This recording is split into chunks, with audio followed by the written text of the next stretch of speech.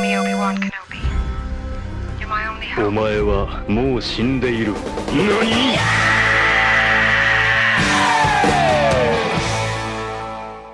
？Bonjour et bienvenue dans Le Grand Popcast, le podcast de legrandpop.fr qui vous parle de la pop culture d'hier et d'aujourd'hui. Ceci est notre épisode 5. Je suis Flegmatique et pour m'accompagner sur cette nouvelle émission qui va parler de MCU, j'ai bien sûr les deux plus grands super-héros de l'histoire de l'internet. À commencer par notre homme minéral, celui qui vise toujours dans le centre de la cible. J'ai bien entendu parler de Menro, comment ça va ? Eh bien bonjour tout le monde, bonjour Sylvain, bonjour Flegmatique, bonjour Otaxou. J'ai l'impression qu'on est trois autour de la table, mais non, tu sais, c'est le coup des portières quand tu fais claquer les... Vous avez pas la ref, suivi, je suis désolé. Vous avez pas la ref, il fallait connaître les inconnus. Du coup, aujourd'hui, je suis un peu fatigué, mais quel plaisir de vous accompagner pour revenir sur cette phase 4 du Marvel Cinematic Universe. Beaucoup à dire et beaucoup avec le sourire. Effectivement, tu t'as balancé le sujet comme ça, on va y revenir plus en détail, mais d'abord je vais donner la parole à notre master Weeb, notre Weebman, notre Weebmaster Otaxou. Mais pour ceux qui ont la vidéo, ils vont très vite comprendre que Marvel, c'est pas tout à fait mon délire, hein. Je suis plus de l'école de DC habituellement, mais il y a quand même des choses à dire, très clairement. On va s'amuser. Ça va être léger. On va s'amuser, oui, léger. Après tout, on parle que de Marvel, on va pas vraiment parler cinéma aujourd'hui, vous inquiétez pas. Et oui, effectivement, on a rajouté un petit peu de décor, donc venez nous voir sur YouTube si ce n'est pas déjà fait.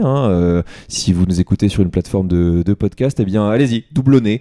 Et surtout, parlez-en autour de vous, c'est très très important. Ceci n'est que notre épisode numéro 5. On a beaucoup de sujets à venir pour cette année 2023. Donc voilà, parlez-en autour de vous. Sachez le plus possible. Vu que je vise d'avoir depuis le début un son chaud et enveloppant, le décor se doit d'être chaud et enveloppant également. Tout à fait, il y a une petite ambiance cosy, feu de cheminée qui nous réchauffe les cœurs. Et effectivement, tu l'as dit, on va embrayer tout de suite sur le sujet. Nous allons parler de la phase 4 du Marvel Cinematic Universe. Pourquoi ? Parce que le 15 février, donc dans 3 jours, au moment où nous enregistrons cette émission, sortira Ant-Man 3, Ant-Man et la Guêpe Quantum Mania, et qui lance enfin la phase 5 du MCU, et c'est justement une occasion de revenir sur que nous a apporté cette phase 4, quels ont été les développements, vers où on va pas aussi, qu'est-ce qui a bien pu se passer, qu'est-ce qu'on peut espérer pour la suite. Vers où on a failli aller. Ouais, voilà, beaucoup de pistes non explorées, on va y revenir.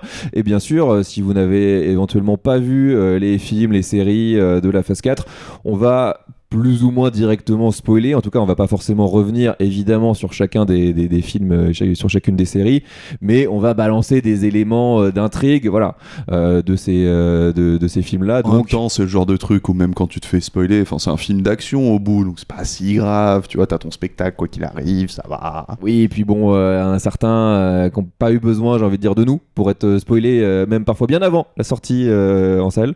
Donc voilà, c'était juste un petit disclaimer. Si vous n'en avez rien à faire du MCU, eh bien restez avec nous quand même. Et donc la phase 4, c'est quoi, messieurs du MCU ? Alors la phase 4, c'est une phase particulièrement complexe puisque elle arrive après la phase 3. Waouh, voilà. Incroyable. Et c'est surtout que la phase 3 s'achevait en apothéose avec Avengers Endgame, qui était un petit peu la clé de voûte, le pinacle de peu près depuis 2007-2008, une trentaine de films. Depuis Iron Man, soit vraiment le début du plan du MCU, quoi. Donc 3 phases bien colossales quand même. Donc voilà, on a construit pendant des dizaines d'années tous les chemins pour arriver sur ce endgame, et une fois qu'on a eu cette apothéose dont je parlais, que faire après ? Que faire, parce qu'en plus ça marquait la fin des contrats et la fin de certains personnages. On a eu la fin du Tony Stark de Robert Downey Jr., on a eu la fin du Captain America de Chris Evans, plusieurs personnages emblématiques qui étaient justement les deux camps en fait qui s'opposaient à l'intérieur du MCU, les deux plus gros personnages et les deux plus gros contrats aussi, qui ont pris fin, et donc il fallait repartir après, reprendre leur rôle, comme on dit en anglais, se remettre dans leurs chaussures finalement, en tout cas trouver quelqu'un qui puisse endosser endosser cette responsabilité-là, et surtout, comment faire repartir les films après le fait que le grand méchant interstellaire teasé depuis 10 ans ait enfin été vaincu. C'est clairement une phase de transition. Qui a pour maître mot essentiellement le passage de flambeau. Donc on est sur des gloires passées qui ont accompli leur mission, qui l'ont réussi pour la plupart, et qui doivent laisser la place, la lumière, à une nouvelle génération. Ceci étant dit, on avait... Avec plus ou moins de talent. Avec plus ou moins de talent, et justement, tout ce qui tenait les gens, c'était de savoir comment est-ce que tous les chemins mènent à Thanos, et comment est-ce qu'on arrive à dépasser ce... je veux dire, quand Endgame s'arrête, on est quand même sur un film qui met en scène tous les super-héros qu'on a eu depuis le lancement du projet protéiforme du MCU.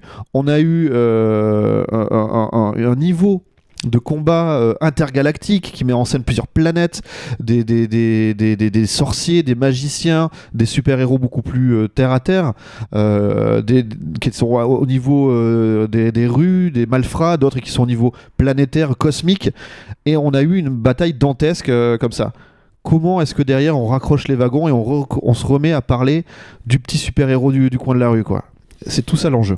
C'est tout ça l'enjeu, et ça a été fait à travers des films qui ont tapé un petit peu, des films et des séries d'ailleurs, parce que c'est l'une des nouveautés aussi de cette phase 4, c'est l'implémentation à l'intérieur du MCU des séries. Pour vous faire juste un petit topo sur les films, on va évidemment pas revenir sur chacun individuellement, parce que ce serait trop long et pas très intéressant, mais juste pour vous les remettre en tête et nous les mettre en tête à nous, ça a commencé avec Black Widow, qui est sorti en juillet 2021 dans un contexte très particulier, puisque c'était la réouverture des salles qui a été repoussée plusieurs fois, etc. On a enchaîné avec Shang-Chi, Les Éternels, Spider-Man No Way Home, Doctor Strange in the Multiverse of Madness, Thor Love and Thunder et Black Panther Wakanda Forever. Et du côté des séries, il y en a 9, je vais les faire un petit peu plus vite. WandaVision, Falcon et le Soldat de l'Hiver, Loki, What If, Hawkeye, Moon Knight, Miss Marvel, Je s'appelle Groot et She-Hulk. Et on a même eu 2 téléfilms que personnellement je n'ai pas vus, que je pense pas grand monde n'a vu, qui s'appelle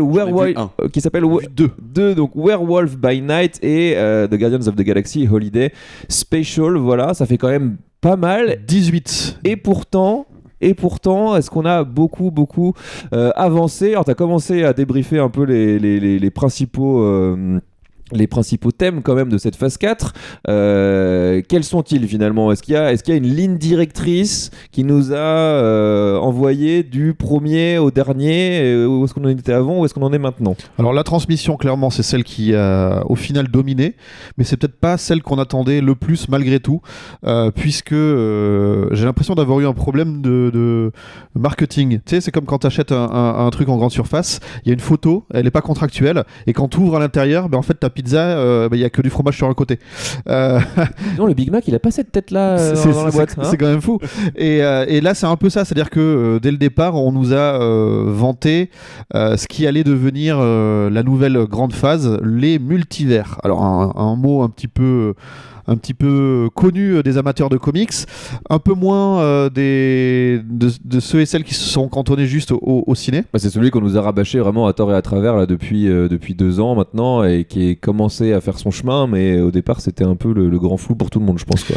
Et du coup, ce côté publicité mensongère, on va y revenir, c'est qu'à chaque fois qu'il y a eu des grands moments, des grands rendez-vous, c'était pour lancer cette logique de multivers, et à chaque fois ça a été pour moi un pétard mouillé qui fait que les enjeux d'un film ont été terminés à l'issue du film, et il n'y a rien qui a été lancé du côté cyclique comme c'était le cas avant, où les films se répondaient, où on avait des lancements de personnages dans les uns dans les autres, et où des méchants pouvaient rester en vie pour pouvoir revenir derrière.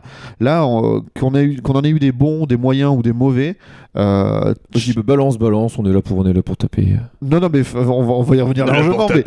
Mais en vrai, tous ils sont. Un méchant d'un film, il fait le film, c'est tout. Ou d'une série, et à quelques exceptions près. On va y revenir, je pense, mais. Pour moi, c'est une grande déception, c'est à chaque fois de vouloir me dire, tiens, il va y avoir No Way Home avec les Spider-Man, et là, il y a le sort magique de Doctor Strange, et il va ouvrir les multivers parce qu'il va y avoir une bêtise faite par Peter Parker, et puis non. Au final, on nous dit que finalement, à la fin du rembobine, film, quoi. on rembobine. Et puis derrière, il y a The Multiverse of Madness, c'est dans le titre. Et puis non, à la fin, on va rembobiner encore une fois. En même temps, on nous a promis 3 fois que c'était le départ. C'est-à-dire qu'au C'est début, ça. on a eu c'est Loki. Alors Loki, faites attention, c'est le départ. Finalement, non. Ah non, mais attendez, parce que le départ, en fait, ça va être Doctor Strange, Multiverse of Madness. Attends, parce qu'en fait, le départ, ça va être Ant-Man, machin. Alors, bon, ça va. Pour moi, en fait, le truc qui résume cette phase 4 en allant même un petit peu au-delà de tout ça, c'est à chaque fois des films où le 3e acte est naze. Il y a parfois certains films, je pense à Shang-Chi où perso sur les 2 premiers actes j'étais complètement dedans, pas de soucis.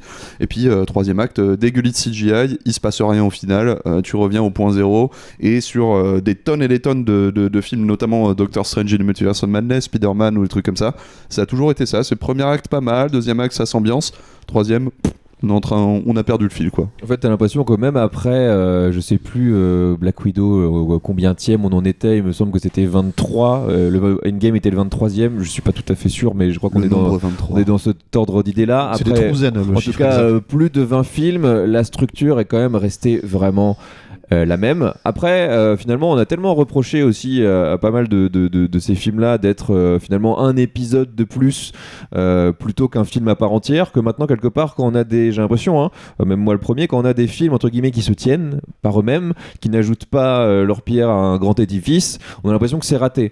Même si, je sais pas si on est où se situe notre niveau d'exigence, si finalement, même nous, on sait plus trop quoi on attend finalement. Est-ce qu'on veut un bon film en tant que tel ? Évidemment que oui, mais on veut quand même que, a priori, comme on l'a eu sur les phases d'avant, que ça fasse avancer un petit peu le schmilblick, quoi. Et là, ce qui manque dans celle-là, je pense que c'est vraiment une ligne directrice. On a quand même commencé par un préquel, vraiment après, parce que finalement c'est même pas Endgame qui clôturait officiellement la phase 3, c'était Spider-Man Far From Home, ça c'est un détail, mais on a recommencé par un film, le film Black Widow, genre enfin tu vois, enfin elle a le droit à son film, ça a été quand même un sujet pendant pas mal de temps, on a enfin mis une réalisatrice, pareil, hein, ils ont ramé quand même pour y arriver, hein, et ils ont coché la case, ok super, mais le problème c'était que on nous remet ça sur je sais même plus entre quel et quel film ça se passe. C'est un Ça flashback. se passe entre 2 Captain America, on nous explique qu'elle est finalement elle faisait une aventure ailleurs et finalement on nous rebalance dans cet univers là via une porte qui est quand même compliquée et puis qui te pose la question de mais qu'est-ce que tu veux nous raconter finalement. Il y a quand même un point qu'il faut souligner, c'est que cette phase 4, c'est pas de bol, elle tombe au moment de la pandémie. Et du coup, ça a pas mal changé les projets.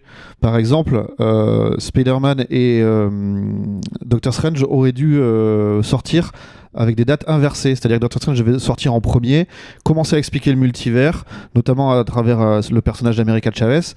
Et comme le Spider-Man est finalement sorti avant, il a fallu justifier qu'il y avait du multivers. Donc c'est le pote de Spider-Man qui s'est mis à avoir des pouvoirs magiques alors que normalement c'était déjà America Chavez qui était introduite. Donc il y a eu pas mal de changements. Et dans le cas de Black Widow, parce qu'il faut le souligner, c'est quand même un film qui a été dans un development hell absolu. Absolument. La production a été retardée de ouf. À la base, ça doit être un film de la phase 3. Donc si on le retrouve au début de la phase 4, c'est plus parce que le Covid, on peut ne pas le compter quelque part dans cette Oui, phase. c'est un film qui a pas eu de bol à tout point de vue et par contre comme tu disais qui sert aussi à finalement introduire une nouvelle Black Widow qu'on retrouvera ailleurs dans la série et aussi un des points forts de cette phase 4, enfin point fort en tout cas un des spécificités de cette phase 4 c'est les renvois entre séries et films, mais ça aussi on y reviendra. On peut enchaîner peut-être tout de suite sur le multivers alors si j'étais parti dessus. Juste un dernier point là-dessus, comme on a eu ces problèmes liés à la pandémie, ça a aussi des répercussions sur les nombres de places potentielles en salle, les ventes, etc. Et il y avait aussi le lancement de la plateforme Disney+. Et ça, donc tu l'as dit pour les séries, mais c'est un vrai truc, c'est qu'il y avait un véritable enjeu pour Disney à ce moment-là. Les séries ont commencé bien avant, hein. Je le dis, Black Widow c'est juillet 2021, mais c'était pour la réouverture des salles. Les séries c'était forcément plus tôt, puisqu'on pouvait regarder depuis la maison, c'était janvier 2021 pour WandaVision. Et du coup, je me demande si quelque part, les plans n'ayant pas pu aboutir comme on le souhaitait du côté de Kevin Feige, il n'y a pas eu une décision globale de ok, on va juste planter des graines. C'est un peu la phase sacrifiée. la phase du pauvre, j'ai presque envie de dire, où on va mettre des stories, des origin stories. À l'époque du lancement du MCU, on avait le premier film Thor, le premier Captain America, le premier Iron Man. Chaque personnage a eu sa trilogie.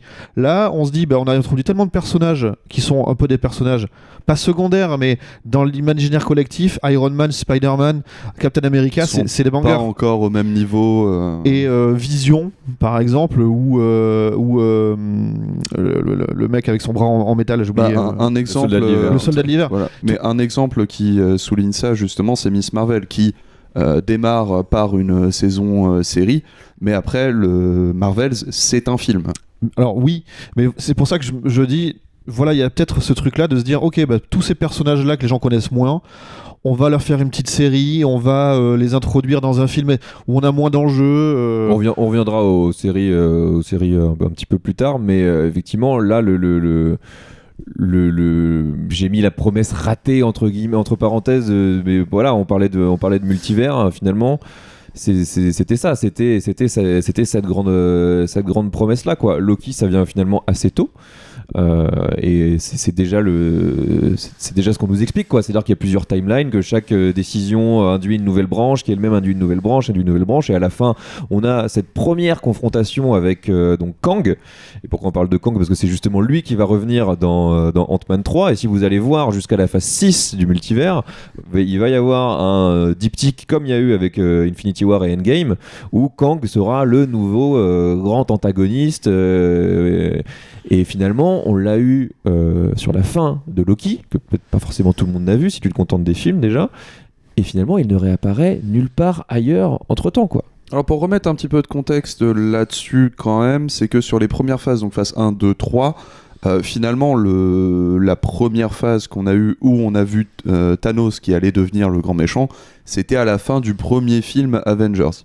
Donc ça pourrait, quelque part il y a eu ce côté, je trouve, accélération assez vite dans le fait de montrer tout de suite via Loki qui sera le grand méchant, et du même temps on a prévu 3 phases encore une fois.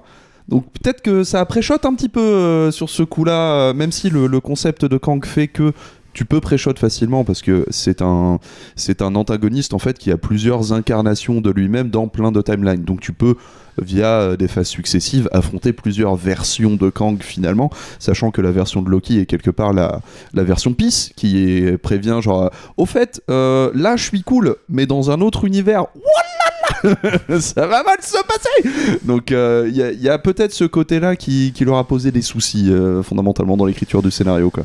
Le truc, c'est que Thanos, on l'avait en tête. Voilà, il apparaissait à la fin d'une scène coupée, mais on parlait de lui.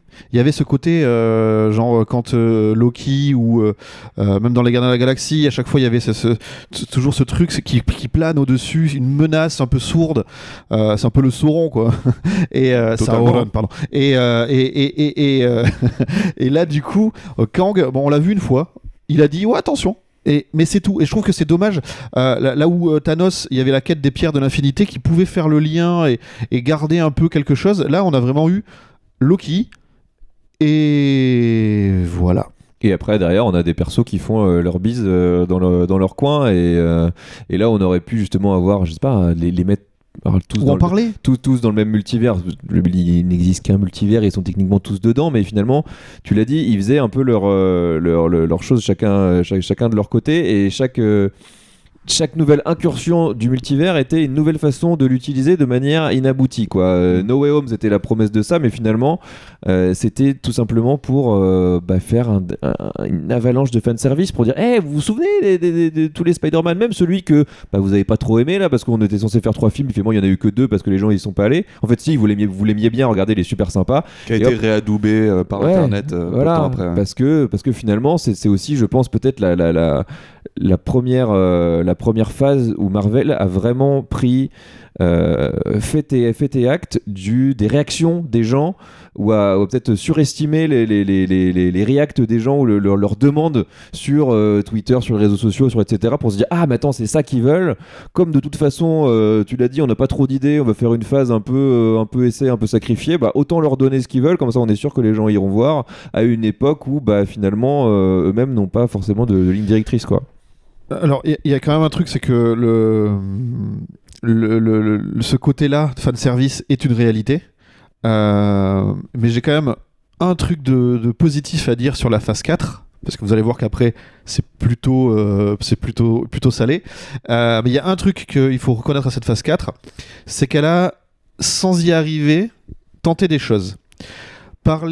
Chaque série, par exemple, s'inscrit dans un style cinématographique quelque part, ou tente de l'être.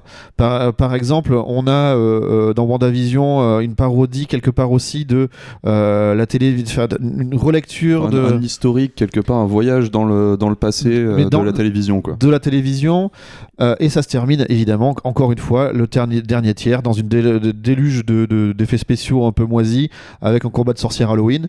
On a Falcon et le Soldat d'hiver qui essaie de parler de crise de réfugiés, de plein de choses, de plein de choses, de la transmission, du racisme, le plus méta de tous, surtout on a WandaVision qui se rapproche au départ d'une sitcom, et là où Falcon c'est le buddy movie, c'est ça. Loki c'est clairement la série de SF, What If on a de l'animé, enfin il y a Hawkeye c'est le film de Noël, Moon Knight.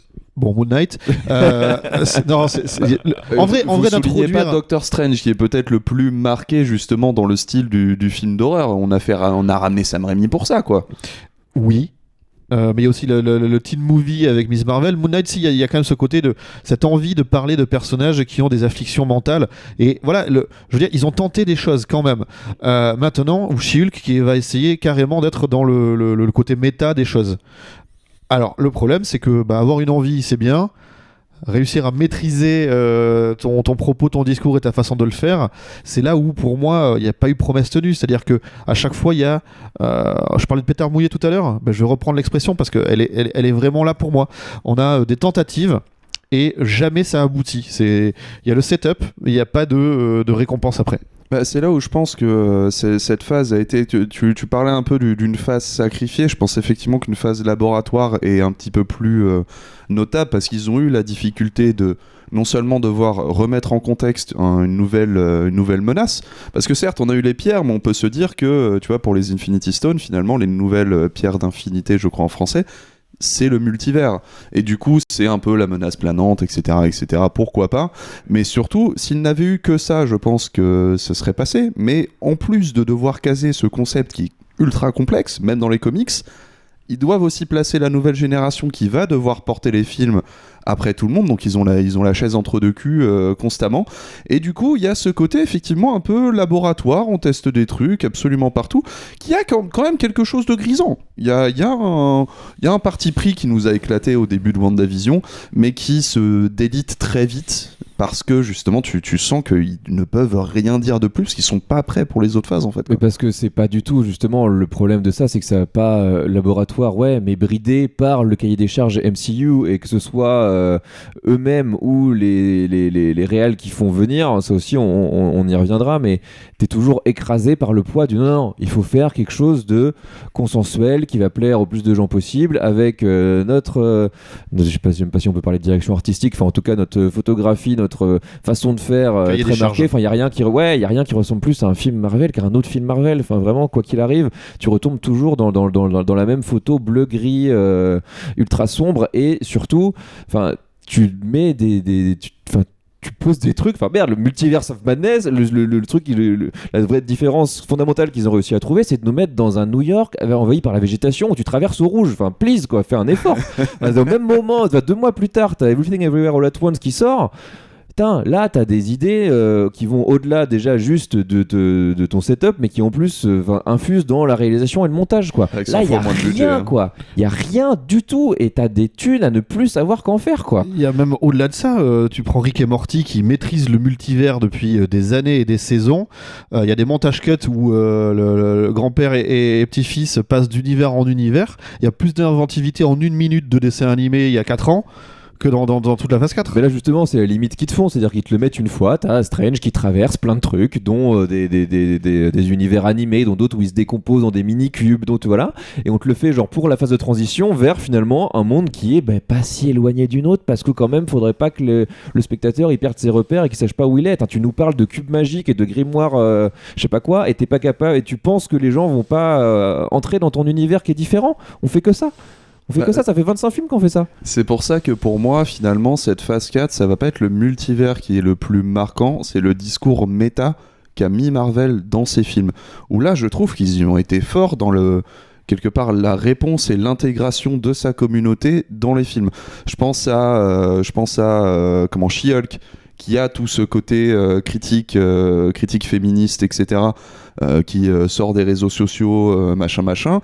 Je pense à Doctor Strange, où tu vois qu'ils ont intégré les X-Men juste pour faire, vous voyez, on a récupéré les droits avant de tout gicler, parce que quoi qu'il arrive, on n'avait pas d'idée avec ça, donc voilà. John Krasinski, merci pour ton soutien, des bisous, on se verra plus tard. Comme le faux Quicksilver de WandaVision. Ouais, exactement. Et pour moi, du coup, c'est ce que je retiens, et ça devient quelque part un affront, en fait, je trouve. Ça souligne, parce que quand même la grande critique, c'est que c'est Disney derrière qui est une machine à fric absolue. Depuis le début, on le dit que bon, la formule elle commence à être ouf, et la seule réponse qu'ils nous ont donnée dans la phase 4 face à cette critique, c'est de faire bah oui, mais regardez, on lit les réseaux sociaux. Bah ouais, nous aussi en fait, et on s'en fout. Enfin, on veut des films, quoi. J'aime bien aussi regarder le côté production, essayer de m'imaginer ce qui a pu se passer. C'est une façon de voir les choses qui m'a servi sur le Hobbit ou sur Star Wars post-logie, pour mieux comprendre l'échec. Et en fait, là c'est pareil. Là, on a des gens qui étaient en fin de contrat, c'est ce que tu disais tout à l'heure, Flag. Et là, on en a des nouveaux qui vont être peut-être sollicités. On a vu le succès que c'était. Donc, les négociations de contrat, elles doivent être hyper complexes. On a vu les déboires entre Disney d'un côté, Kevin Feige au milieu, Scarlett Johansson à l'autre bout, où ça se répondait. On a vu des choses complètement aberrantes. Et donc, pandémie plus plus de méchants, plus on tente des trucs, mais il faut pas perdre non plus les gens qui nous suivent depuis le début. On arrive sur un énorme fatras. J'ai l'impression de voir le village gaulois qui sort là, dans un nuage de fumée où t'as des bouts de bras et des bouts de jambes, un poisson, un casque romain, voilà. Tu parles d'Astérix, j'ai des flashs mentaux de l'Empire du Milieu qui me viennent en tête. Toujours pas vu. Des spasmes. Là, c'est ta propre faute. Hein. Je l'ai mérité. Et j'aimerais bien quand même que là, on arrive maintenant à se dire, ok, bon, il y a eu tout ça, allez, on repart quelque part. On redonne de la direction, on redonne de la hauteur. Et pour l'instant, que ce soit avec une vision un peu totale, la phase 4, avec toutes nos envies de lien entre tout, ou pris un à un chaque proposition, une à une chaque proposition, bah à chaque fois je trouve que ça marche pas. Il n'y a pas un film que j'ai vraiment à sauver, il n'y a pas une série que j'ai vraiment à sauver, malgré quelques petits trucs qui m'ont plu des fois. On a essayé de se faire le classement des 7 films, mais c'était tellement un nivellement par le bas qu'au final, t'as même du moins mauvais au plus nul.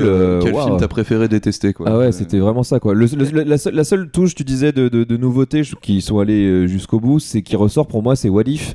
C'est encore une fois la première incursion dans l'animation du MCU, évidemment que des séries animées Marvel n'est pas attendu le MCU pour en avoir, mais là c'était vraiment intégré, et en fait c'est ça qui est à la fois je trouve que c'est une bonne série en tant que telle, j'aime bien la DA, et pour le coup ils se permettent d'explorer, parce que oui, le principe c'est ouais, vas-y, on s'en fout, encore une fois c'est des épisodes indépendants à l'intérieur d'une série, même s'il y a un petit fil directeur à la fin, c'est vraiment un laboratoire pour le coup, et même si je savais pas, c'est quand même aussi tiré d'un comics qui existe déjà et qui fait ses propres expérimentations, et qui a lancé derrière Marvel Zombies, si je me souviens, enfin des choses comme ça. Et finalement, en fait, malgré tout, ces personnages-là qui existent dans un univers animé, finalement tu les remets par exemple dans Multiverse of Madness, comme pas la Captain America, mais la Captain England, je sais plus comment elle s'appelle, le personnage de Captain America qui devient du coup Captain Carter, voilà, merci, qui est quand même dans Multiverse of Madness pour se faire dézinguer. Enfin, au final, même les pistes que tu mets là-dedans, tu les mets en clin d'œil, mais t'en fais rien non plus, et et surtout cette phase, c'est quand même la phase de quand on n'a pas d'idée, on va voler le scénario d'un autre truc, quoi. Genre ça, t'en parlais, c'est genre on a récupéré un truc de What If parce qu'on savait pas trop quoi faire avec ça. Le début de Doctor Strange, on a récupéré WandaVision parce qu'on savait pas trop comment démarrer notre film. Enfin, c'est genre, mais j'en ai marre de voir 3 fois le même truc, les gars. Trouvez quelque chose, quoi. Très bonne transition, parce que justement le point suivant, c'est au niveau des séries. Et pour le coup, je trouve qu'on parlait de pont entre les séries et les films et que finalement là, c'était un peu ah merde, en plus je vais devoir me taper les séries pour comprendre ce qui se passe dans les films. Et en vérité non. Alors je sais pas si c'est une bonne chose ou une mauvaise chose, mais par exemple dans le cas de WandaVision et Doctor Strange, t'as le droit quand même à un film et une série qui te traitent le personnage de la même façon et comme si la série n'avait pas existé pour en l'occurrence Scarlet Witch quoi. Et on nous refait finalement elle a le même arc dans les deux. Comme s'ils avaient encore une fois pas confiance en ce qu'ils étaient en train de faire et qu'ils nous le remettaient d'une sauce légèrement différente dans le film quoi. On nous dit de suivre et après on se comporte comme si personne n'avait suivi. Donc du coup c'est pourquoi je me suis fait chier en fait. Enfin, tant que c'était pas ouf. T'es mignon mais merde quoi. Tu vois. Après les séries c'est quand même faut pas trop bouder notre plaisir non plus, particulièrement au tout début je pense. De ces séries, il y a quand même eu des belles choses, des beaux espoirs aussi. On l'a vu avec WandaVision où quand même sur les 5-6 premiers épisodes, on a kiffé. Il y avait un vrai propos, Loki, je pense que ça surnage au-dessus du lot de la phase 4 quand même. Loki, je crois qu'on est tous les trois d'accord là-dessus. Oui. Et il y a quand même eu cette idée de curiosité, tu vois, genre je pense à un Moon Knight, ou alors certes, au bout c'était pas fou, mais en fait, c'est pareil, ça commence bien c'était de moins en moins bien. Et après, je veux dire, le dernier épisode, on dirait un combat oui, un épisode de mais, Power Rangers. C'est-à-dire que t'as les géants qui s'affrontent au fond dans leur robot géant, et t'as en petit, enfin, je suis désolé, mais ce que je voulais dire surtout, c'était que c'était un projet qui se sortait totalement de toute notion de phase. Et en soi, c'est quelque part intéressant que le MCU ait osé aussi sortir un peu de sa formule. Sur le papier, parce que dans les faits c'est toujours le même truc, mais au moins il n'y avait pas cette injonction à devoir caler des noms, des trucs comme ça quoi. Je pense qu'il y a aussi un truc assez déceptif, c'est que décevant. On est quand même sur la relève de Hawkeye qui était peut-être le moins aimé de tous les Avengers du début. On est sur en tout cas le plus osef. On est sur des relèves de personnages et on est sur des personnages secondaires parmi les héros et les héroïnes. Alors à quelques exceptions près, Scarlet Witch fait partie des personnages les plus intéressants aussi. Mais l'histoire des droits de la Fox avec les X-Men, avec les 4 Fantastiques, a fait que même la bataille avec Thanos, on n'a pas eu celle des comics qui était encore plus grosse, puisqu'il y avait tous ces personnages de premier plan.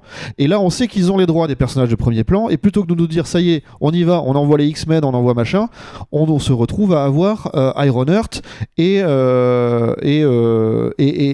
Zeus, qui est quand même dans les comics, qui est un des personnages voilà, s'il y a Thor et la mythologie nordique, c'est parce qu'ils ont fait le choix de pas aller dans la mythologie grecque. Et là, on nous le rajoute comme un personnage, et en plus, dans la version de Thor, Love and Thunder, je pense que c'est mon plus gros moment de malaise cinématographique de l'année. C'est Russell Crowe en Zeus, en jupette, qui fait des blagues de cul que même ton oncle bof à Pâques ne ferait pas. Ou à Noël, ou quand tu veux, à n'importe quelle fête de famille que tu veux. Voilà. C'est symptomatique de la déchéance de la carrière de Russell Crowe aussi, quoi, que le mec accepte de faire ça. Putain, mais non, mais c'est qu'après aussi, Love and Thunder, c'est un truc assez particulier, parce que justement, je trouve qu'il rejoint ce côté méta où ils se sont dit, les vannes, ça a fonctionné, on va faire full van, full même d'il y a 10 ans, et ça a tellement pas marché. C'est incroyable parce que d'un côté on sort des séries, mais peu importe, d'un côté il y a ce truc de justement de être au fait des réseaux sociaux, ce qui donne No Way Home, et de l'autre on va te sortir des mèmes et des blagues d'internet d'il y a 10-15 ans. Putain, c'est du niveau d'Astérix et la Terre du Milieu, quoi. Vraiment, j'y reviens, quoi. Mais c'est putain, les chefs qui crient, quoi. Moi, ça me fait marrer. J'adore les chefs qui crient. J'adore cette vidéo. Je l'ai vue en boucle. Mais pourquoi tu me sors ça en 2023 Mais justement, tu l'as déjà vu en boucle. Mais genre, c'est bon. J'ai déjà ri autant que je pouvais rire à cette vanne, quoi. Même les vannes, les éternels. On a la volonté de créer un truc un peu plus grandiloquent. Encore une fois, on convoque la mythologie. C'est pas rien. On convoque des millénaires. Tu remontes à Babylone. Et on te fait des blagues de cul sur un mec. Enfin, je dis des blagues de cul, des blagues nazes d'un mec qui va de Gilgamesh qui va créer une sauce piquante. Putain, mais il n'y a aucun respect. Je veux bien croire qu'on est dans des comics, qu'on est là pour pas trop se prendre au sérieux, pour déconner. Je veux bien. Mais quand ton film lui-même essaye de prendre un peu de gravité, de regarder en tournant décor naturel parce que voilà, ça en impose, notre sujet il est sérieux, et que tu fais des vannes pourries toutes les 30 secondes, mais tu me prends pour un énorme retard en fait. C'est un des trucs que j'ai préféré moi dans Les Éternels, c'est de se dire à quel point justement on pouvait avoir une vision multiculturelle des civilisations du passé. Moi j'aime énormément tout ce qui sont les civilisations perdues. C'est super intéressant. De confronter des visions égypto-babyloniennes, etc. De lier ça à l'Amérique du Sud, à l'Asie du Sud-Est, toutes les civilisations vraiment de quasiment antédiluviennes même, si on peut aller jusque-là pour certaines. Et effectivement, on a ce truc dans le passé qui, je trouve dans les Éternels, pour moi, m'a emporté. Mais et dès qu'on arrive dans le présent, je vous rejoins complètement. Alors après, je pense qu'il faut souligner quelque chose, et particulièrement sur les séries, c'est que quand elles ont essayé d'avoir un minimum de contexte sur le présent, donner un minimum de background culturel important, elles se sont pas totalement foirées, je trouve. Je pense à Falcon et le soldat de l'hiver, qui quand même remet le contexte de l'homme noir dans la culture américaine actuellement, et pour le coup a quand même une force d'évocation assez puissante. Et je pense aussi à Miss Marvel aussi, avec justement le Pakistan par rapport à l'Inde, etc. Quand ils ont essayé de faire des choses comme ça, ils l'ont plutôt bien fait, ce qui du coup rend le contexte tout autour un peu marshmallow, surfait, méta, machin, encore plus décevant, parce que tu ressens le potentiel de bordel. Marvel pourrait vraiment faire des choses impactantes comme les comics l'ont fait à leur époque. Parce qu'ils continuent en fait de désamorcer systématiquement tout ce qu'ils essayent de mettre en place un petit peu sérieusement. Falcon et le soleil de l'hiver, je suis vraiment pas fan. Effectivement, il y a ces thèmes très très sérieux. Il y a le fait que le mec il va à la banque parce que pendant le blip il a disparu et que donc voilà. Le blip, c'est le moment où les gens disparaissent à la fin de Infinity War, et quand ils réapparaissent, c'est que du coup pendant 6 ans le monde a continué. Voilà, et donc lui tout le problème que ça peut engendrer. Lui n'a plus d'existence légale, donc il doit. Enfin bref, il y a tout un tas de sujets hyper sérieux. T'es là genre bon, est-ce que j'ai envie de voir ça dans mon film du MCU, mais dans ma série pourquoi pas. Mais c'est pareil, c'est accolé à le sort des réfugiés, accolé à la condition noire aux États-Unis, accolé à je ne sais quoi, et on essaye quand même de te faire un buddy movie mais pas drôle, alors que le buddy movie c'est quand même censé, il y a une dynamique entre les deux personnages là qui fonctionne pas. Enfin oui, là pour le coup c'est l'exemple de on a tellement trop essayé trop de choses de les mettre là-dedans que ça colle pas. Et même en fait, je repense, j'ai une scène de Black Widow qui me revient en tête où tu as une scène un petit peu sérieuse sur la famille décomposée en fait, ou recomposée en l'occurrence, entre Scarlett Johansson et Florence Pugh et leurs parents, et qui sont pas vraiment leurs parents parce qu'ils ont joué un rôle pendant des années, etc. Et tu as un moment où il y a un peu une gravité, où tout le monde est limite de chialer, et puis tout d'un coup, on te fait une blague nulle. Et voilà, et c'est désamorcé, on n'en parle plus. Et généralement une blague de beauf bien grasse en plus. C'est ça, et le sujet il est écarté. Voilà, on l'a mis sur la table, il est là, vous en faites ce que vous voulez, mais nous on va pas vraiment le traiter. Et c'est ça, et là vraiment, j'en suis arrivé à un point où je n'en peux plus de ces vannes en série, quoi. Je pense que c'est là où il y a une critique que je trouve pertinente de Disney à aussi chercher à cocher des cases. Sans jamais approfondir. Mais du coup, ça rajoute à la frustration à chaque fois. Parce que tu te dis, mais il y a un potentiel de dingue, et ces idiots font juste pour qu'il y ait un tweet pour dire « Ah, c'est cool », et point. Mais la puissance d'évocation d'un film comme Marvel sur un grand public, même si évidemment t'es Marvel, t'as pas la place de creuser le truc, mais quand tu vois ce qu'on réussit à faire des Civil War dans les comics, quand tu vois ce qu'on réussit à faire des Iron Man, ou même dans les DC Comics, les Green Arrow, les trucs comme ça, sur les conditions de tant de personnes, sur l'évocation culturelle, sur l'intégration politique, etc., même sur des contextes légers, d'être aussi puissant, les X-Men s'il vous plaît, le grand... enfin, voilà, c'est quand même une énorme critique du racisme à la base. Et sur les films, à chaque fois, Disney fait... Écoute, tu mets juste une petite phrase, un petit clin d'œil, et on n'y va pas. Et même les films, c'est-à-dire que vraiment, pour le coup, la trilogie Dark Knight, c'est le super-héros tel qu'il est. Post-11 septembre, il y a une vraie réflexion sur ce qu'est devenu la société américaine et qui sont les méchants, et comment tu pars de figures comme ça un peu emblématiques, pop culturelles que tout le monde connaît, pour les réactualiser, ou en tout cas leur faire dire quelque chose sur le monde d'aujourd'hui. Marvel ne dit rien, jamais, sur la société dans laquelle on vit, quoi. Mais il fait mine d'eux. Moi, c'est ça que je lui reproche. Il fait mine d'eux. Oui, parce qu'en soi, d'avoir une meilleure représentativité des personnages principaux, beaucoup plus de parité, c'est des choses qui sont louables, que le comics a fait depuis longtemps. Donc, enfin, mais le problème, c'est que faut pas juste donner l'impression et y aller à moitié, et pas pour montrer j'y vais, juste faut le faire parce qu'il faut le faire et parce qu'il y a des choses à raconter. Pour moi, le pire exemple de ça dans la phase 4, c'est She-Hulk, où j'en ai consacré un article justement pour ça, où c'est évidemment une cause qui me tient à cœur, parce que j'ai une sœur, etc. Enfin, comme tout le monde, de toute manière. Mais c'est une série qui s'est avancée comme justement une critique et un point positif pour la lutte, et qui au final coche toutes les cases des pires trucs qui avaient été faits avant, quoi qu'il arrive, sous couvert de non mais on protège machin, tu vois, genre. Non, et le pire du pire au bout, c'est que c'est Kevin Feige en robot méta qui fait les réseaux sociaux, lol, tu vois, genre, oh mon dieu, mais. T'as pas le droit de te moquer des réseaux sociaux quand tu passes autant de films à les écouter et à faire tout ce qu'ils te disent, quoi. C'est pas possible en fait. Il y a un vrai truc de quelque part un peu cynique, je trouve, du côté des studios Marvel actuellement, c'est de tout tourner au ridicule. Comme si le fait de bien faire et d'être premier degré, d'être un peu héroïque, c'était attends, tu te prends trop au sérieux, nous on est là pour la déconne. Et tout est comme ça, et du coup ça amoindrit toute tentative de prendre de la hauteur. Je suis désolé, le premier Thor avait beau être un peu bas du front, c'était un dieu nordique, le choc des civilisations, même si c'était fait comme c'était fait. Ça reste mon préféré des Thor en vrai. Hein. Et le Thor 3 a ce côté parodique, mais il ne fait pas passer Thor pour un espèce de blaireau. Et on en a parlé plusieurs fois, c'est un de ceux qui a pris le plus cher. Toi-même tu sais que je suis le premier à gueuler sur ça, parce que putain je déteste ce qu'ils ont fait à Thor. Hein. Et là j'ai l'impression de voir le même traitement qu'on a réservé à Son Goku dans Dragon Ball Super. C'est-à-dire que oui, Son Goku a toujours été naïf, mais c'est pas un benet demeuré complètement stupide qui comprend rien à rien. Et je trouve que c'est dommage de s'affranchir de toute volonté d'héroïsme de premier degré, de sérieux. Alors attention, l'héroïsme n'est pas impérialisme, hein, qu'on soit bien clair. Mais il y a quelque chose à trop vouloir couper sa propre planche, savonner sa propre planche, au final il n'y a plus du tout rien qui prend, quoi.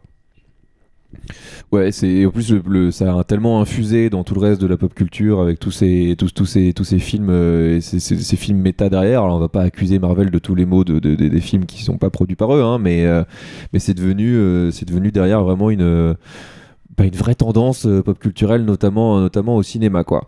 On a parlé un petit peu des Éternels, ça fait partie des petites choses qui ont été tester encore une fois dans cette phase 4, c'est d'ajouter des entre guillemets vrais réals, c'est-à-dire des réals qui ne sortent pas de base du carcan Marvel, dire quoi. Des auteurs, je trouve. Des vrais auteurs, exactement. Alors c'est le cas donc de Chloé Zhao sur les Éternels, qui avait fait 2 films auparavant, qui c'était The Rider et Nomadland, qui avait eu l'Oscar en 2021, qui était sorti en 2020, c'était dans un contexte un peu compliqué, qui a été ramené sur les Éternels, et Sam Raimi sur Doctor Strange in the Multiverse of Madness. Ça ajoute quelque chose pour vous ça change quelque chose par rapport aux productions qu'on a eues à côté? Alors dans le cadre de Doctor Strange avec Sam Raimi, à part une scène, j'ai pas l'impression. Tout le reste, on doit être dans le cahier des charges. Et pour les Éternels, c'est encore pire. C'est que j'ai l'impression ce qui a été filmé par Chloé Zhao, c'est tous les trucs en extérieur avec de la lumière naturelle et des grands plans un peu lents, un peu beaux, en vrai, faut le dire. Et toutes les scènes après de dialogue faites en intérieur, là, c'est Studio Marvel qui a repris la main. Et les deux, ça fonctionne pas. Je veux dire, j'adore le chocolat, j'adore les sardines. Je mange pas les deux en même temps. Hein. Tu devrais essayer.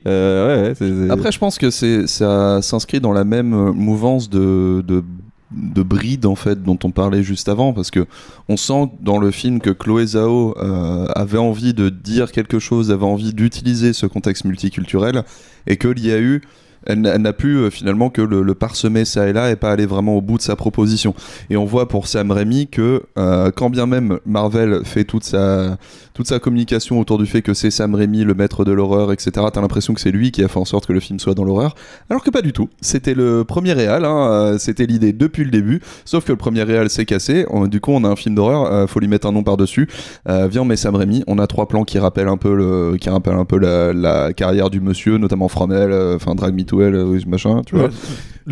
Il y a des plans, je me souviens, où t'as la caméra qui tourne, qui fait une espèce de rotation centrale. Ouais. Ça, c'est typologique de la cinématographie de Sam Raimi, mais sorti de 2-3 effets pour dire hey, c'est lui.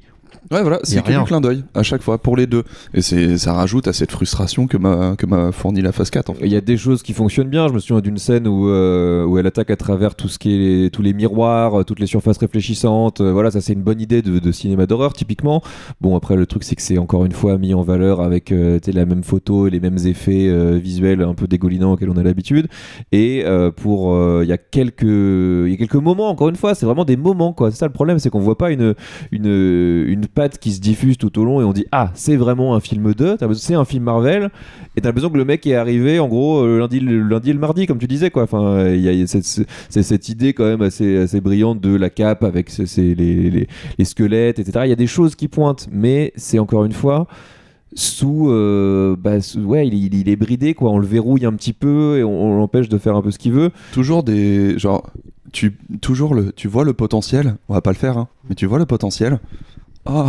Allez-y, je vous en supplie quoi. Ça me rappelle Skyward Sword quelque part, hein, qui avait plein de bonnes idées et qui n'en aboutit aucune. Et il faut attendre Breath of the Wild pour avoir un semblant de quelque chose, de toutes des bonnes idées de Skyward Sword. Sauf que là, à la rigueur, tu peux leur mettre, tu peux pointer du doigt un problème technique de console ou éventuellement peut-être pas de budget, mais voilà, là, il y a pas, j'ai pas envie de dire qu'il n'y a pas de limitation, mais C'est le choix de ne pas faire de choix pour parler au plus grand public possible. Sauf que le grand public, ça y est, tu l'as en fait. Donc ça fait quand même 3 phases que tu l'as, que t'as pété des records de box-office comme pas permis, que tu as un événement culturel attendu année après année, que même quand tu fais des bouses, bah, les gens sont quand même toujours là. Donc maintenant c'est le temps d'en profiter en fait et de justement faire ton truc parce que tu sais que les gens seront là quoi qu'il arrive. justement, il y a Spider-Man No Way Home qui a évidemment tout pété, c'était tellement une machine médiatique et c'était tellement genre regardez tout ce que vous voulez, vous allez la voir, que derrière j'ai quand même l'impression que, peut-être pas Doctor Strange, mais en tout cas les autres, Black Panther Wakanda Forever, pour moi c'est l'exemple parfait. J'ai pas souvenir d'avoir vu énormément de pubs dans Paris, ni beaucoup d'écriteaux. J'entendais pas les gens en parler. Quand j'y suis allé, c'était un ciné à Opéra. Il y avait 3 péons dans la salle. Enfin, vraiment, c'était. C'est pas dire que la sortie s'est fait en catimini, mais quand tu compares à ce qu'était le premier, vraiment, encore une fois, une énorme machine médiatique et qui a emporté bien au-delà de la communauté noire, hein, qui est devenu vraiment un vrai phénomène, quoi.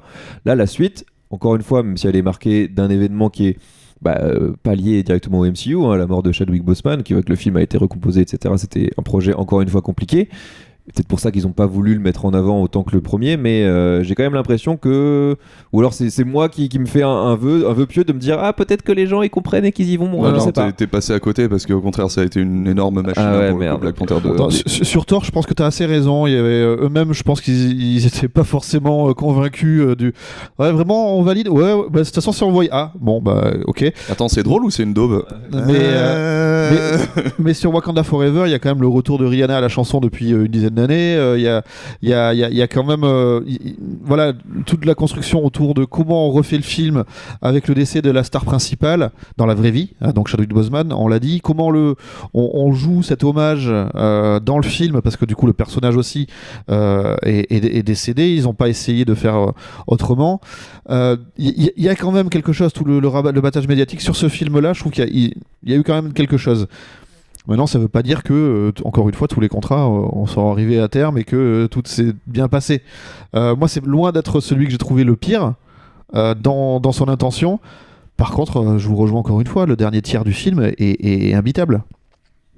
C'est peut-être aussi le reproche qu'on peut faire à cette phase 4, c'est qu'il n'y a pas tellement d'évolution, je trouve, en termes de qualité, mais que ce soit au niveau de la réal, de la photo, mais même finalement des effets spéciaux, des films en eux-mêmes, quoi. On a encore l'impression d'être sur le même rail avec les mêmes films qui nous reproduisent encore la même formule, quoi. Sachant en plus que ils se prennent tout un backlash, en tout cas une énorme controverse sur le fait qu'ils mettent la pression de malade à tous les studios d'effets spéciaux avec lesquels ils bossent et que de moins en moins de gens veulent bosser avec eux et qui font appel à des studios qui étaient peut-être le plan B, C maintenant et ça rejaillit sur tout le reste en fait. Ça rejaillit d'autant plus qu'avec l'évolution scénaristique du MCU, on arrive désormais à des contextes où 70-80% du film va être dans un truc d'effet spécial parce que t'es dans la galaxie fort lointaine ou t'es dans l'infiniment petit, donc c'est pas des contextes où tu peux te faire un petit week-end avec ta caméra puis y aller quoi. Donc oui, il y a tout ça et effectivement il y a plusieurs controverses où tu vois que finalement Marvel, son troisième acte, il le décide devant l'ordi en train de créer les CGI, quoi, les effets spéciaux. Donc ça devient toujours plus complexe. Hein. Tu reprends le Spider-Man No Way Home, donc il y a eu toute cette effervescence en ligne pour savoir est-ce qu'il y allait y avoir tel personnage, qui y serait, qui n'y serait pas, est-ce qu'ils y sont tous, enfin voilà. Il y a eu quelque chose d'une espèce de hype, d'envie, ils vont y aller, voilà, les multivers s'y prêtent, etc. Mais au final, c'est paresseux, je trouve. Ok, on a les deux acteurs, Andrew Garfield et Tobey Maguire, qui reviennent pour incarner leur personnage, leur Spider-Man respectif. Ils font équipe avec le Spider-Man du MCU. Mais pourquoi s'arrêter là ? Pourquoi ne pas rajouter des personnages comme Miles Morales ? Pourquoi ne pas rajouter celle qui devient Spider-Girl, Gwen Stacy en version Spider-Man ? Pourquoi ne pas rajouter... Enfin voilà, essayer d'aller plus loin que juste... Et je trouve qu'encore une fois, on est dans un conformalisme. Je sais pas si ça se dit même conformisme, ça suffira. Je suis fatigué, j'ai dit au début. Mais voilà, il y a ce truc-là où il n'y a pas un moment où tu es vraiment surpris, quoi. Et surtout, moi, c'est encore une fois, c'est l'aspect visuel, cinématographique. Cette dernière scène de No Way Home, c'est les trois mêmes Spider-Man. On essaye, enfin, je veux dire, visuellement, ils se ressemblent. Tu ne sais même plus à un moment donné qui est qui. En plus, ils se parlent et tous, ils s'invectivent. D'accord. Ils sont dans le sable. Mais enfin.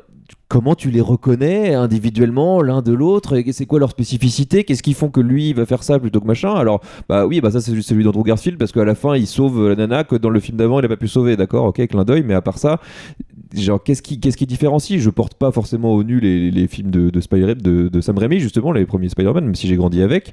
Tu regardes à côté la scène d'action finale du 3, c'est quand même autre chose en termes de lisibilité, vraiment d'idées, de réalisation, de mise en scène, d'action, quoi. Là, il y a on est dans une zone de confort et tu l'as dit, d'une paresse totale, quoi. Je reviens au fan service, mais c'est vrai que je suis moi-même très fan de plein d'univers et j'essaie d'avoir un petit peu de recul parfois. Et d'ailleurs, j'ai eu beaucoup de recul sur les anneaux de pouvoir. Ce que je veux dire, c'est que c'est pas parce que le produit à la base je l'aime que tout ce qu'on va me servir issu de ce produit, je dois l'aimer. Et j'ai l'impression qu'aujourd'hui, il y a pas mal de communautés de fans qui, sous prétexte que c'est Spider-Man et que j'adore Spider-Man, je vais adorer ce film. Point. Il y a pas comme si tout esprit critique était un peu. Alors je caricature, je force le trait volontairement, mais je pense qu'on devrait, de manière collective, plus dire quand on n'est pas satisfait, de manière à essayer de faire changer les choses. Là, j'ai l'impression qu'on se contente vraiment des miettes qu'on veut bien nous envoyer plutôt que de se dire je veux un vrai repas. Ce que le producteur a décidé de faire. Et je pense que c'est un des trucs les plus insidieux au fait qu'il y ait un discours méta typiquement intégré dans le truc, parce que du coup, les voix qui sont toujours trop magnifiés d'un côté ou de l'autre des réseaux sociaux se sentent écoutés, donc vont aller toujours plus dans un côté ou de l'autre, qu'importe lequel c'est, quoi. Et du coup il y a ce côté quoi qu'il arrive, on aura des fans. Quoi qu'il arrive, on aura des bons soldats qui vont nous protéger, quoi. Ou des haters, et ce sera presque le même résultat à l'arrivée. Parce que quoi qu'il arrive, ça fait du bruit, et c'est ce qu'ils veulent en fait. On a une sortie avec tout le monde en parle. On s'en fout de comment ils en parlent, tout le monde en parle. Mais moi, c'est ça qui me dérange. J'ai l'impression que dès qu'on parle de Marvel, que ce soit au cinéma ou à la télé, on oublie de critiquer l'aspect cinéma du truc, quoi. C'est bien parce que ça met tel personnage en avant, parce qu'il y a tel clin d'œil, tel truc, ou c'est pas bien parce qu'il y a tel clin d'œil, ou parce qu'on va nous sortir telle polémique sur tel film, etc. Mais on peut parler de cinéma 2 secondes, de se rendre compte que quand même, c'est des produits qui sont d'une faiblesse, quoi. Il y a rien, il y a pas d'idée, on nous reproduit la même chose. Tu vas regarder justement Black Panther Wakanda Forever, on a des scènes sous l'eau, on ne voit rien, c'est moche, c'est incroyable de faire ça aujourd'hui, surtout quand 2 semaines plus tard t'as Avatar 2 qui sort, quoi. C'est une honte, quoi. Et pour le coup tu peux même pas les attaquer sur le budget l'un comme l'autre, c'est juste à un moment donné t'as un mec qui a des idées, qui sait quoi faire. Alors, ok, il a mis plus de temps pour faire son film aussi, mais justement c'est peut-être encore une fois un autre problème. Et de l'autre on a je sais pas, on balance ça comme c'est sans essayer de faire autrement, quoi. C'est ça qui m'embête, c'est à un moment donné, on a le droit justement, ouais, comme tu l'as dit, retrouvons l'esprit critique sur ces films-là, quoi. Désengageons-nous du fanservice un peu 2 secondes, désengageons-nous de la hate aussi, hein. Si vous n'avez pas envie, si ça vous intéresse pas de base, n'y allez pas, hein, c'est encore la meilleure réponse. Et vous-même, si vous êtes fan de ces choses-là, interrogez-vous. Est-ce que mes personnages y sont respectés ? Est-ce que j'ai eu ce que je voulais voir ? Est-ce que j'ai trouvé ça cohérent ? Est-ce que ailleurs, je vois pas mieux ? Il y a aussi ça. Hein. On a aussi le droit d'aller voir ce qui se passe ailleurs. Hein. Tu as parlé de est-ce qu'on peut pas intégrer d'autres Spider-Man ? Spider-Man Into the Spider-Verse, c'est la suite qui sortira cette année, quoi. Eux, ils le faisaient. C'est l'Umultiverse fait comme on le veut, en fait, comme on l'attend, fait avec talent, avec du génie, en vérité, hein. Et au même titre, tu le citais tout à l'heure, Everything Everywhere All At Once, c'est pareil, vous voyez, en fait, on peut faire un truc de dingue avec ça, quoi. Quelque chose qui n'applique pas une formule. On parlait aussi des X-Men tout à l'heure. Les X-Men dans les comics font le choix, juste à la sortie de la guerre froide, et c'était encore bien tendu entre les États-Unis et le bloc URSS, d'intégrer Colossus, de mettre un Russe parmi les héros américain. Le premier baiser entre Tornade et je sais plus avec qui elle se met, avec Gambit. Non, c'est pas, j'ai oublié avec qui elle est. Gambit, c'est Malicia, mais peu importe. C'est des baisers qui font avancer l'histoire. C'est comme celui dans Star Trek entre la commandante de bord et Kirk. C'est des choses qui font avancer les mœurs, et ça raconte quelque chose de notre univers, pour revenir à ce que tu disais tout à l'heure. Et là, j'ai vraiment l'impression qu'on se contente de la surface des choses et qu'on n'essaie jamais d'aller creuser, de se dire qu'on a quelque chose à raconter au-delà de... Il y a des mecs en collant qui se baladent entre les gratte-ciel. Je défends la fantasy depuis le début, mais pas parce que j'aime les dragons et les sorciers avec une barbichette. C'est parce que ça nous... Un peu quand même. Non, mais c'est surtout que la fantasy, elle nous raconte qu'on peut affronter des dragons. Vous voyez la différence de point de vue, ce que ça représente. Et pour les super-héros, c'est pareil. Je m'en fous de voir des mecs en slip et des nanas avec des capes. Ce qui m'intéresse, c'est ce que ça raconte de l'humanité, de ces personnages hors humanité. Et là, je suis désolé, on n'a que la forme des choses, il n'y a plus aucun fond. C'est cocher et clin d'œil, et point. Et cette phase 4, c'est ça, c'est méta, cocher, clin d'œil. Bisous. Mais c'est aussi plein de petits potentiels qu'ils ont pas su saisir, en fait, quoi.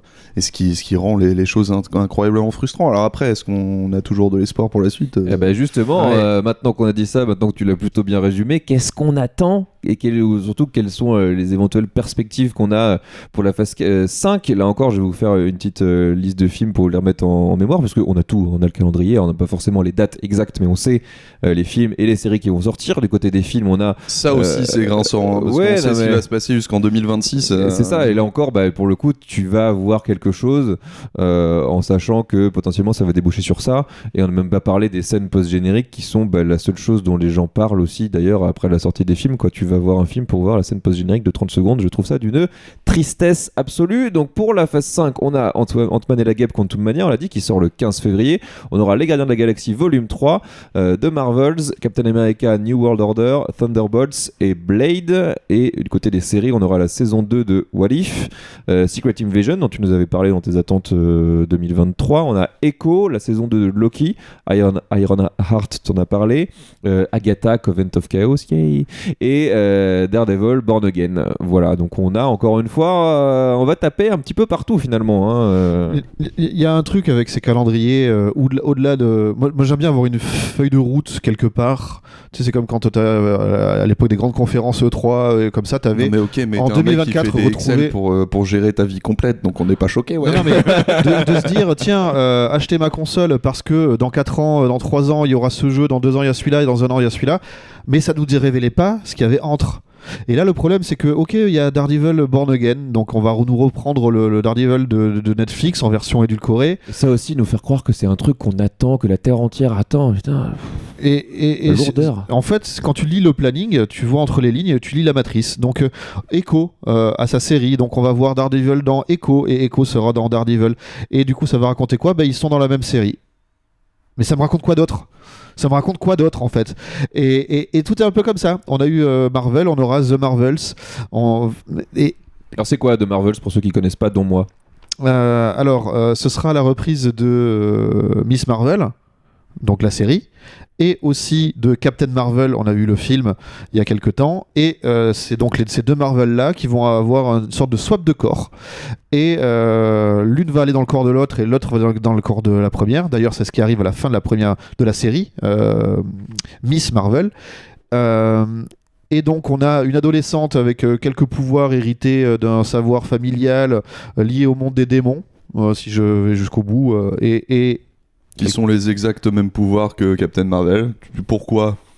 parce que C'est magique. Parce que c'est des Marvel. et C'est merveilleux. Et cette Captain Marvel qu'on a déjà vu, qui est Almighty, c'est un peu le Superman, la Superman du coup, Donc- Superwoman Dont ils ont jamais su quoi faire d'ailleurs. de Elle a le même problème que Superman. Elle est trop Marvel. puissante. Ouais, c'est ça. C'est tout. Et Mais elle a même pas de point faible, contrairement à Superman. Bah, Superman, son point faible, c'est la magie. Enfin, la kryptonite, elle a pas de. Oui, mais kryptonite. Superman, c'est aussi la magie. C'est pour ça que Shazam et Superman sont théoriquement les deux entités les plus puissantes et ils peuvent se cancel l'un l'autre. Mhm. Mais c'est. Ouais, ouais, c'est nerd à ce mec. et comme elles échangent de corps et qu'elles sont quand même de deux univers de mondes différents, ça va créer une comédie musicale, puisque c'est ça le projet. Non. Si. Ouais, c'est censé être ça. Et apparemment, il y a eu. Ouais, c'est original, on va pas dans leur univers à eux, on va pas les pointer du doigt tout de suite, mais. Bah, apparemment, il y a eu des premières projections et c'était une cata, ils ont tout refait. Donc, bon. Yes. Voilà. Ils auraient peut-être dû en projeter d'autres avant, alors. Hein. Donc voilà, moi je parlais de ce calendrier, et le fait de trop savoir du calendrier, tu vois déjà les liens qu'il va y avoir et ce que ça va raconter. Il y a même plus une surprise de se dire ah mon Dieu, mais il y a John Bernthal qui revient dans Daredevil. Quoi, il y a Blade. Bah oui, ça fait 3 ans qu'on en parle. C'est ça, on a entendu sa voix à la fin des Éternels dans parce que, quoi une scène coupée. C'est parce que, et c'est un des trucs que je leur C'est reproche bonus. aussi, c'est que du coup, ils font toute leur actualité des réseaux sociaux sur la production. Sauf qu'en faisant ça, bah, ils cassent l'intégralité des surprises qu'ils pourraient créer, justement en restant un peu secrets sur leur production et faire en sorte que bah, quand ils annoncent un truc, c'est une vraie surprise, quoi. De toute façon, là, les gens savaient, les gens savaient à l'avance tous les Spider-Man qu'il allait avoir dans No Way Home. T'es là, bah c'est bon, même si c'est. Ça, ils ont essayé après, ils ont essayé de le cacher, c'est pas de leur faute, mais bon. Mais c'est là où justement t'en rajoutes certains dont personne s'attend, et tu crées encore une fois de la surprise. Là où tu remplis voilà, faut manger, on a mangé, super. Tu coches et tu coches et tu coches encore. Par contre, on va pas bouder son plaisir. Le premier des films, c'est Ant-Man et la guêpe Quantum Mania. Après le lancement du multivers dans Loki, mais non en fait. Après le lancement du multivers dans Spider-Man No Way Home, mais non en fait. Après le lancement du multivers dans Doctor Strange in the Multiverse of Madness, mais non en fait. Après le lancement du multivers dans What If, mais non en fait. Normalement, on va voir le lancement du multivers. Donc, ou pas. Et a priori, Ouais. les premiers retours, c'est mais non en fait. Mais du coup, je me dis, j'ai quand même envie d'y aller. Tu vois, c'est comme les Gardiens de la Galaxie 3. J'ai beaucoup aimé le premier film, beaucoup moins le second, malgré quelques idées. J'ai envie de finir l'arc de ces personnages. Pour qu'ils tirent leur révérence Moi, d'une c'est- manière ou d'une autre. vu Pour que c'est être honnête, annoncé. c'est l'acteur principal qui va me faire y aller parce que j'aime beaucoup ce que fait. C'est Paul Rudd. Tu parles de Ant-Man, toi. Ah, putain, Oui, je Ant-Man. pensais que t'allais dire que t'étais fan de Chris Pratt. J'ai eu très peur là. Oula, non, pas trop, non. Non, moi pour le coup, Quantum Mania m'intéresse principalement parce que Paul Rudd me fait marrer. C'est tout. Et le truc, tout c'est le reste. Le truc, c'est qu'Ant-Man, c'est un des meilleurs films, le premier, hein, des meilleurs films du MCU, parce qu'ils ont gardé des débuts d'idées d'Edgar Wright. Et le deuxième est une sombre merde, quoi. Donc là, sur mes celui-là, mais j'en ai rien à secouer de la guêpe et de Scott Lang. celle qui joue la femme de Michael Douglas qui récupère dans le Michel Pfeiffer. Michel Pfeiffer, ouais, elle fait flipper sa race. Et en plus, ces personnages-là, j'en ai rien à secouer dans ce cadre-là, je veux dire. Surtout, c'est pour nous balancer dans un énième univers de CGI. Waouh, enfin, non. Et quoi. qui, du coup, de CGI qui aura toujours la même gueule. L'effet qui visuel. qui te plaît pas déjà de base, quoi. Ouais, Donc, ouais. Non. C'est pour ça que de tous les films, franchement, les deux, là, je vais quand même essayer de les voir Quantum Mania parce que je veux voir ce qu'ils vont proposer avec Kang. Les Gardiens de la Galaxie, bon. C'est ce que je disais, c'est la fin. Ça va être très focus sur Raccoon et sur son histoire à lui. Pour avoir lu en travers pour le coup quelques comics des Gardiens, mais je vois des choses qui peuvent m'intéresser. Mais après, jusqu'à Blade, j'en ai absolument rien à secouer. Et Blade, pourquoi ? Parce que c'est Mahershala Ali, et que Mahershala Ali, il n'est pas habitué à l'univers des films blockbusters, MCU, codifiés. C'est beaucoup plus quelqu'un qui vient du cinéma d'auteur, avec une vraie intention, une vraie identité, etc. Et une voix. Oui, mais Le mec, je c'est me dis, le swag incarné, quoi. Moi, c'est surtout ça. Hein. qu'est-ce qu'un Blade fait par lui peut faire parce que de Blade, on a le souvenir de Wesley Snipes, donc on était déjà dans du popcorn assumé. Turnambule. Et sur les séries, franchement, à part Secret Invasion dont j'ai déjà parlé, qui va essayer de jouer la carte de c'était quoi ce truc de SF des années 70 Les Body Snatchers. les Body Snatchers, c'est ça, c'est-à-dire où tous les gens que vous connaissez, c'est peut-être un extraterrestre qui a pris la place. Donc c'est valable dans le cercle familial, dans le cercle politique, dans le cercle international et aussi dans le cercle des super-héros. Donc ça peut amener quelque chose, d'une série d'espionnage qui m'intéresse. J'ai envie de voir ce qu'ils en font et si enfin ils arrêtent la facilité, ils vont plus loin que ah ben non, en fait c'était machin, c'est pour ça que en fait lui il pète. Non, ça va. Voilà, non, parce que je refais les blagues du niveau de Thor. Hein. Oui, bien sûr. Oui, bah, c'est Thierry Pimpon, hein, comme Marvel. Moi, j'avoue que sur cette affiche-là, en fait, il y a rien qui me fait vraiment envie. J'ai envie de croire à Secret Invasion, mais du même temps, boum. C'est peut-être plus le Loki saison 2, pour le coup, parce que s'ils peuvent, quelque part, rester dans leur propre carcan et être un peu en hauteur par rapport à ce que font tout le monde, ça pourrait continuer d'être intéressant. Je garde quand même en fond de cœur Loki saison 1 qui moi m'a beaucoup plu, mais sorti de ça, Ironheart, mais j'en ai rien à faire de ce perso. Je trouve son introduction terrible, et surtout Daredevil Born Again, moi qui aimais beaucoup la série originale de Netflix, quand j'ai vu ce qu'ils ont fait du perso dans She-Hulk, mais waouh, ah ouais, tu l'étales dans du peanut butter pour être sûr que tout le monde puisse le manger, alors que la base Daredevil, c'est un truc sombre. Même le t'as caïd, pas osé le garder, quoi. même le caïd de Hawkeye, c'est du gâchis. Ah oui, non, mais tous les persos ouais. qu'ils ont essayé de garder, au final, ouais, c'est rien, quoi. Et pourtant, le Vincent D'Onofrio dans le rôle du caïd dans la série Bonne idée. Daredevil, Parfait. C'est une bonne idée. Il incroyable. est parfait. Non, moi c'est What If parce que j'aime l'animation, quoi, mais tout le reste, enfin de toute façon les séries, après Moon Knight, j'ai arrêté les frais, quoi. J'ai pas vu Miss Marvel ou She-Hulk et j'ai pas raté grand chose de ce que j'ai compris.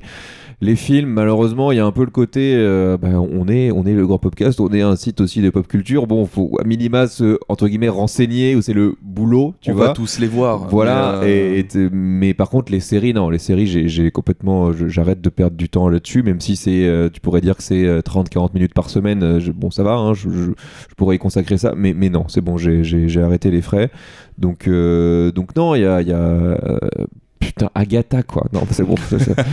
Qui voulait ça, franchement, enfin bon, bref. Est-ce qu'on a fait le tour ? Est-ce qu'il y a autre chose que vous voyez à rajouter, à la fois sur la phase 4, sur la phase 5, quelque chose qui vous vient en tête Non, frère, moi j'ai un vœu pieux, c'est d'avoir ce côté de sortir du moule et d'enfin rendre honneur au matériaux sources.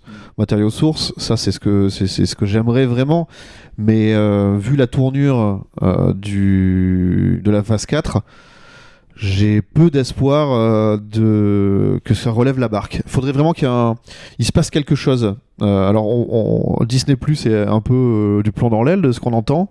Oui, l'ancien nouveau patron, clairement lui, la télé il s'en fiche. Et voilà. ils ont perdu des millions d'abonnés là en fin d'année.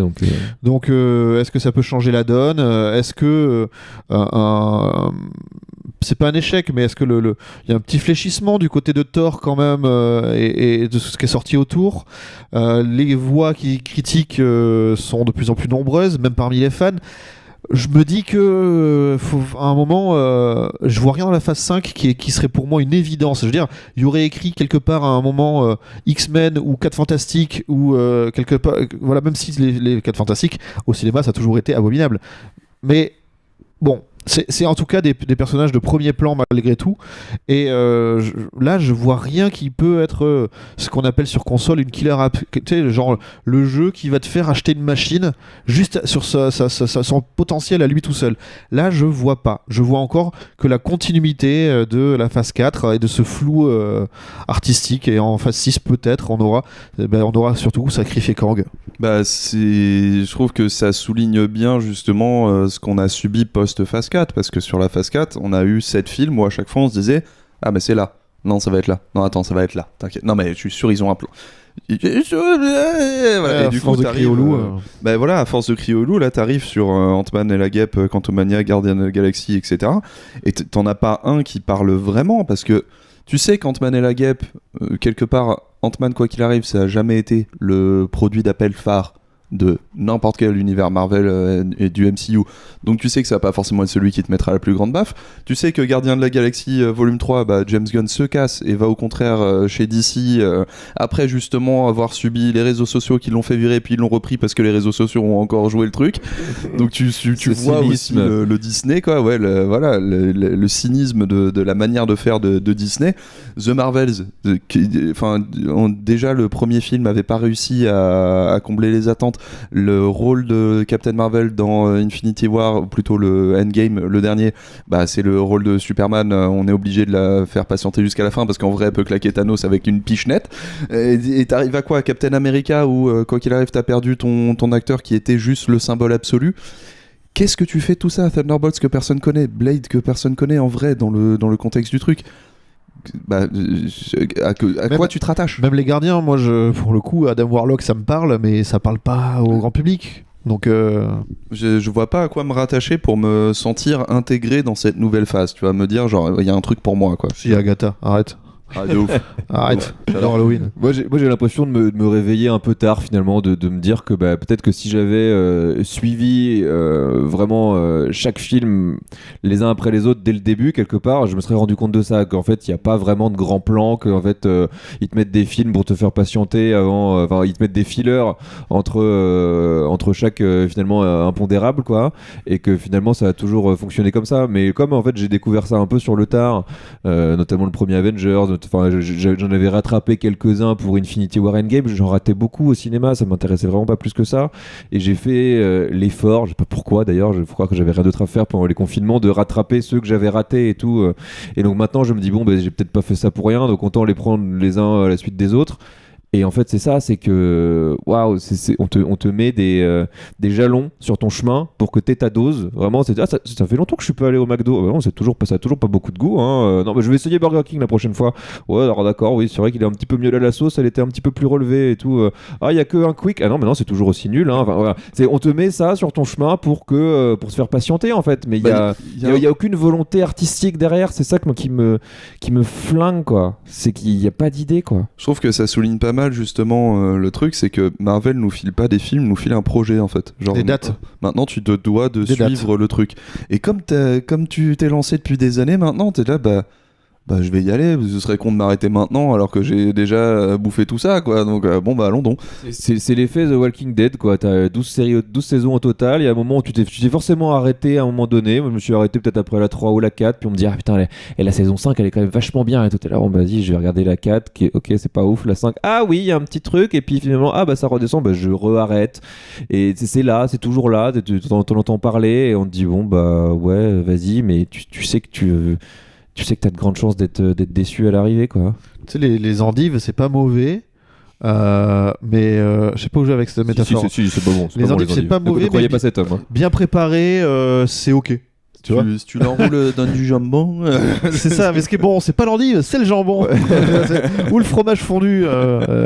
Voilà, et très très bonne conclusion, hein, finalement. Mais vraiment, ça, t'es sur des endives. Bah écoute, voilà, ça résume assez bien le charisme de pas mal de personnages de cette phase 4. Hashtag Marvel Endive sur les réseaux sociaux. Ouais, n'hésitez pas. Et voilà, bah écoutez, on a réussi à faire relativement concis pour une fois, hein. On est pas mal, on est dans les temps, et est-ce que vous pouvez nous dire en conclusion où est-ce qu'on peut vous retrouver, messieurs Menro? Eh bien, moi sur le stream régulièrement dans le cadre de l'émission No Spoil ou en coulisses, mais là c'est plus compliqué pour m'y trouver. Le plus simple c'est de taper mon pseudo MENRAW sur l'ensemble des réseaux sociaux et de follow, c'est toujours agréable pour échanger avec vous éventuellement. Otax. Quant à moi, on peut me retrouver sur 01net.com. Ouais, je sais, c'est pas 01.net, certes. Et tous les jeudis sur le stream également dans l'émission Le JDH. Et moi, c'est @phlegmatique sur Twitter, Facebook et Note Phlegmatique sur Instagram. Si vous voulez me suivre, poster pas grand-chose, mais ça fait toujours plaisir de savoir que vous êtes là. Et quant au grand podcast, vous pouvez le retrouver sur les plateformes que vous aimez, à savoir YouTube, Spotify, Deezer, Apple Podcast, Amazon et que sais-je. Et surtout, mettez-nous des étoiles le plus possible. On aime bien quand ça brille et surtout ça nous fait remonter, ça nous donne de la force, comme on dit, même si je n'aime pas du tout cette expression, mais au moins elle est voilà, vous avez l'idée. On vous fait des gros bisous et on vous dit à la prochaine. Ciao ciao. Ciao tout le monde. Ciao.